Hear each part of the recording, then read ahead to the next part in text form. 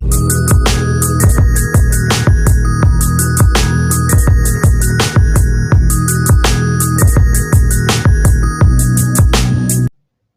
प्यारे बच्चों, आपके लिए बड़ी खुशखबरी, बहुत बड़ी खुशखबरी। आपके विज्ञान के पेपर में 12 दिन की छुट्टी है। तैयारी करने के लिए इतना समय, बहुत ज़्यादा। आपके विज्ञान में पूरे में से पूरे नंबर आ सकते हैं, 100 में से 100। इसके लिए आपको क्या करना होगा? बस तैयारी अच्छे ढंग से। तो आप इसके लिए तैयार हो? नहीं है तो हो जाओ, क्योंकि अब समय काफ़ी कम रह गया है। फिर भी आप इसमें कर सकते हैं। आपके लिए एक और सूचना, अगर आपके किसी भी सब्जेक्ट में कहीं भी कोई प्रॉब्लम हो तो हमें कमेंट में ज़रूर बताएं, हम तुरंत उसका उत्तर देंगे। या फिर किसी भी सब्जेक्ट में किसी भी पार्ट के महत्वपूर्ण प्रश्न उत्तर चाहिए तो भी हमें कमेंट में ज़रूर बताएं। आज की इस वीडियो में हम विज्ञान के पहले पार्ट के महत्वपूर्ण प्रश्नों के बारे में बताएंगे, तो ध्यान से देखिए।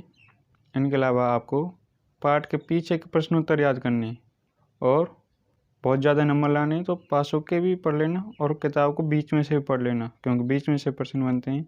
यहाँ तो मैंने कुछ मुख्य प्रश्न ही छांटे हैं जो आ सकते हैं। तो आप तैयार हो जाइए और ध्यान से सुनिए। पहला प्रश्न है, फसल किसे कहते हैं? आपको पता होना चाहिए फसल किसे कहते हैं। दूसरा प्रश्न है, खरीफ की एवं रबी की फसलों के नाम लिखिए। आपको ये पता होना चाहिए कि मटर, चना, गेहूँ ये रबी की फसलें हैं, ज्वार, बाजरा, मक्का, धान ये खरीफ की फसलें हैं। आपको ये भी पता होना चाहिए कि ये फसलें कब बोई जाती हैं और कब काटी जाती हैं। इसके अलावा तीसरा प्रश्न है, खाद एवं उर्वरक में कोई 4 अंतर लिखिए। खाद के लाभ लिखिए। एक और प्रश्न ये है कि उर्वरक के अत्यधिक उपयोग से होने वाली हानियाँ लिखिए, क्योंकि उर्वरक का ज़्यादा उपयोग किया जाता है तो इससे हानि होती है, वो लिखनी है। आपकी किताब में सब कुछ है, पाठ को पढ़ना ढंग से।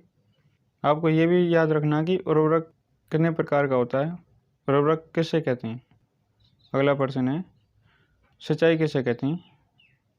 सिंचाई की आवश्यकता क्यों पड़ती है? इसमें यही आ सकता है, सिंचाई के फायदे लिखिए। पौधों को सिंचाई की आवश्यकता क्यों पड़ती है, या पौधों को जल देने की आवश्यकता क्यों पड़ती है। तो आप किताब पढ़ के इन सबके उत्तर दे सकते हैं। अगर आप चाहते हैं मैं दूँ तो कमेंट में ज़रूर बताएं। अगला प्रश्न है, सिंचाई के स्रोतों के नाम लिखिए। सिंचाई के स्रोत अर्थात हम पानी कहाँ से प्राप्त करते हैं सिंचाई के लिए, आपको ये पता होना चाहिए। अगला प्रश्न है, सिंचाई के परंपरागत तरीकों के नाम लिखिए, जैसे रैट, डेगली, मोट, गिरनी, चेन पंप, ये इसके परंपरागत तरीकों के नाम हैं।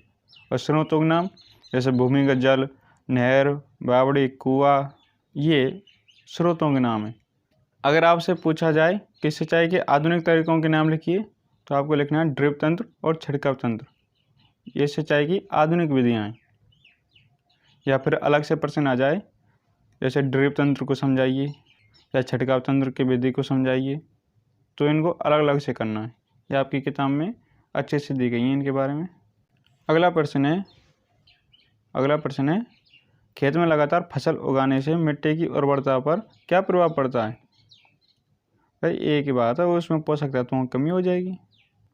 इन प्रश्नों के अलावा आपको किताब के पीछे के जो पाठ के पीछे दिए हुए थे वो प्रश्न उत्तर याद करने हैं। ज़्यादा नंबर लाने तो पासों की पढ़नी है और किताब को पूरा पढ़ना है और ढंग से याद करना है, क्योंकि आपके पास समय सीमित मात्रा में, पर विज्ञान में आपको काफ़ी समय मिल रहा है। इसका मतलब ये नहीं कि आप इसको अब पढ़ना ही छोड़ दें। हाँ, इसको टाइम दीजिए, एक एक पाठ रोज़ाना तैयार कीजिए। आपको फिर एक सूचना दे दूँ, आपके किसी भी सब्जेक्ट में कहीं भी कोई प्रॉब्लम हो तो हमें तुरंत बताएं कमेंट में, हम तुरंत उसका उत्तर देने की कोशिश करेंगे।